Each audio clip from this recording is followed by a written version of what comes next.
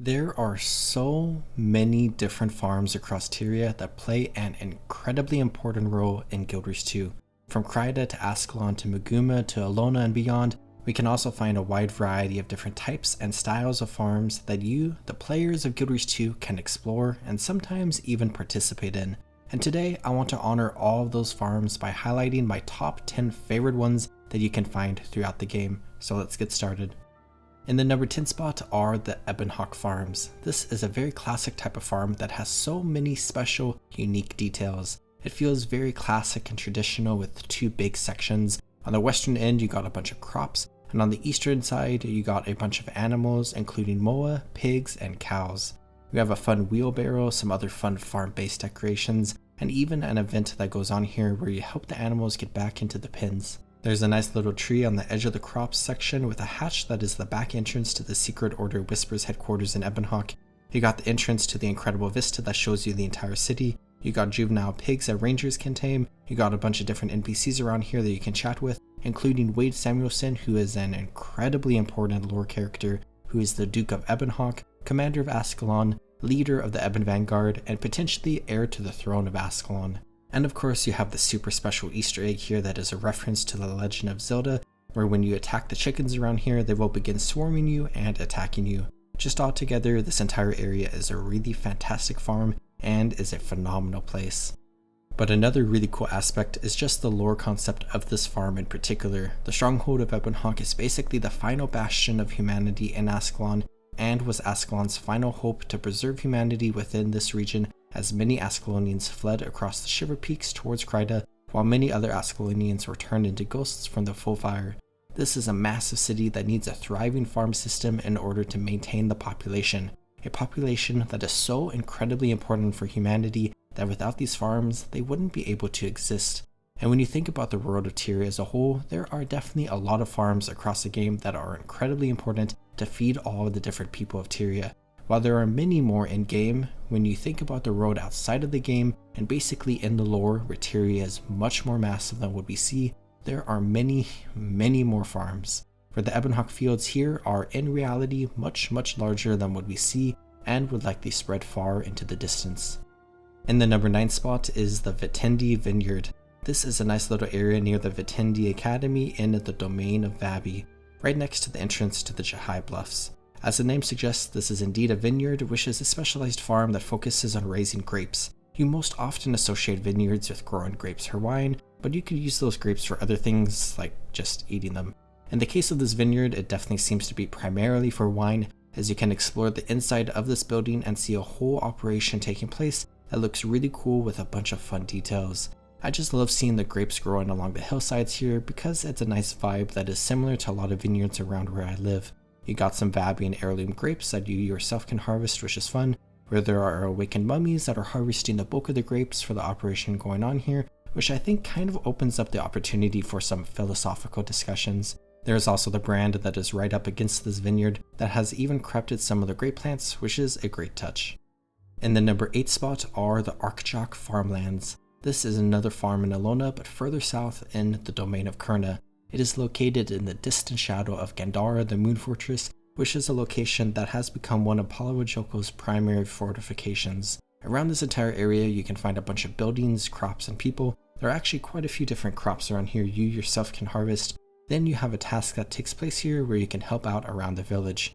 I really like this place just because of the immense amount of environmental storytelling that takes place. These Alonians are trying their best to live within this village that is under the dominion of Palawajoko, but they are struggling.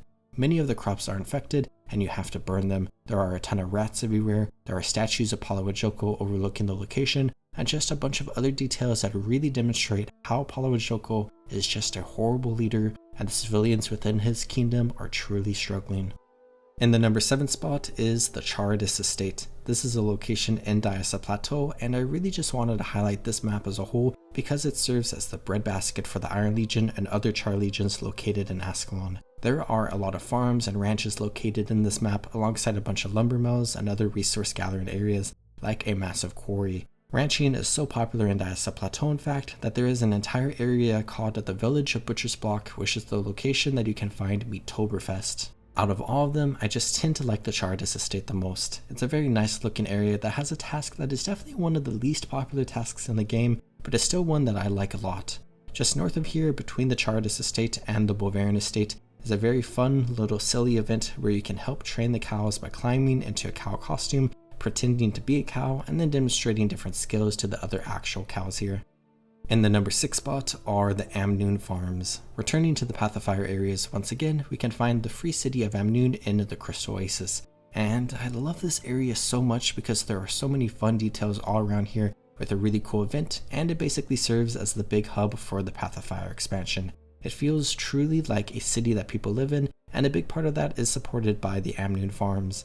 You have the main farm area that looks really cool, and you even have an event that takes place here every now and then where you got to fight back the Forged. But there are a lot of other areas all around Amnoon that are incredible looking, and there really are a lot of fields. I also love all the other details like the bridges and whatnot, and I love to come through this area when doing the raptor race that starts in Amnoon. I really enjoy Amnoon because it is just the perfect start to a large expansion like Path of Fire, and honestly a really big part of that is the vibes that these farms provide. In the number 5 spot are the Shaemoor Fields. Maybe the most popular farm in the entire game, the Shaemoor Fields can be found right outside of the village of Shaemoor in the shadow of the human capital city of Divinity's Reach.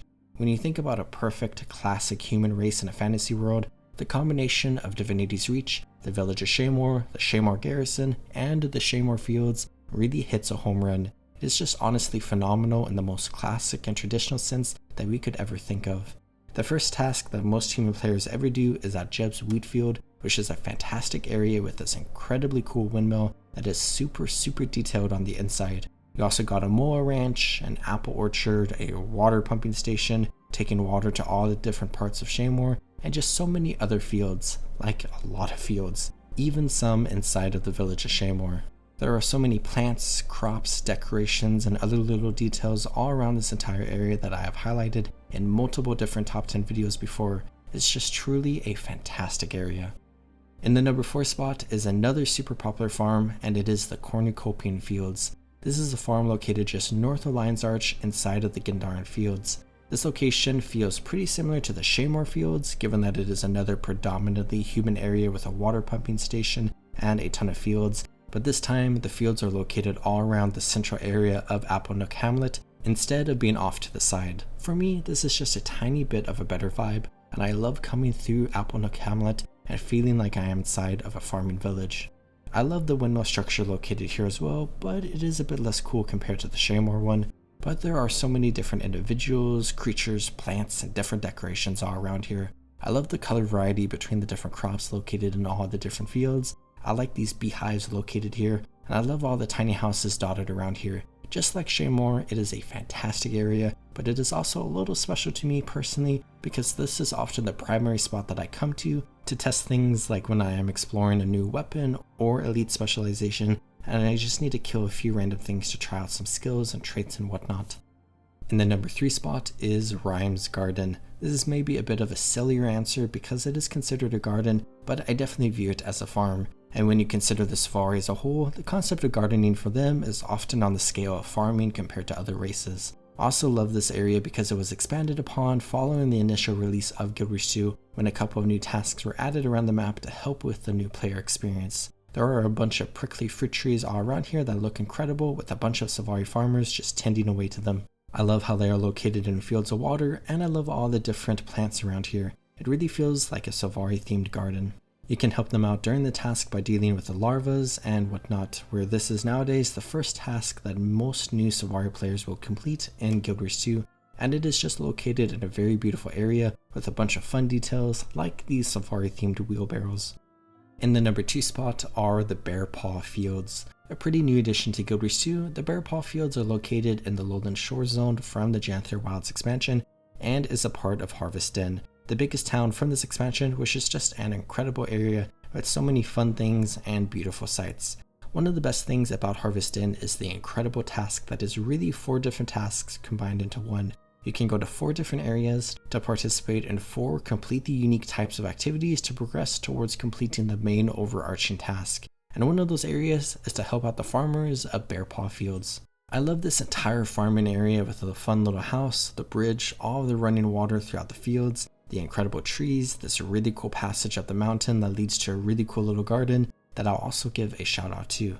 The task around here is really fun to do. There are a bunch of plants that you yourself can pick, and there is just a lot of plants in general for the lowland Colden, alongside a bunch of little critters like frogs and ducks just hanging out and living their best lives. Bearpaw Fields is a great name for our farm because it just fits into the vibes of the lowland Colden, but there is a more obvious reason for that name with how the different islands that make up the central part of the fields are in the shape of bear paws. Just a fantastic detail to a fantastic area. But now for the number one spot for my favorite farm in all of Guilders 2, and it has to go to the Rusty Meadows. This is a phenomenal farm located in Grothmar Valley from the Icebreed Saga. I think the best way to describe this entire area is how it is just beautiful. It combines so many different fun elements that you would expect from a farm and an area together to just create one cohesive, gorgeous location. I love the Shiver Peaks and the Blood Keep that are overlooking this area, and they just provide some stunning views. I love all the water pipes coming through here and how they are spraying water onto the crops. I love the little ranch area with this incredible barn. I love all the little char themed houses and fences and how this just feels like a char themed farming area. I love all the different types of trees located around here. I love the massive fields where many different types of crops are growing. I love the smaller patches and raised beds that you can find that have crops that you can even harvest from. I love all the different NPCs around here, and just again, altogether, this is a phenomenal little area with so many different details and beautiful pieces of decorations and landscaping that come together to create a truly remarkable location. ArenaNet really hit it out of the park with this farm. And that's my list. I hope you enjoyed. There are so many incredible farms found throughout Tyria, and I had a fantastic time making this list. Farms are an obvious part of Tyria, but are often glossed over by the average player as they run around completing different objectives. If you like this type of video, consider watching my video highlighting another type of resource area, lumber mills. Or if you clicked on this video expecting gold farms, don't worry, I got a video about that just for you. I hope you all are taking great care of yourselves. Have a good one, everyone.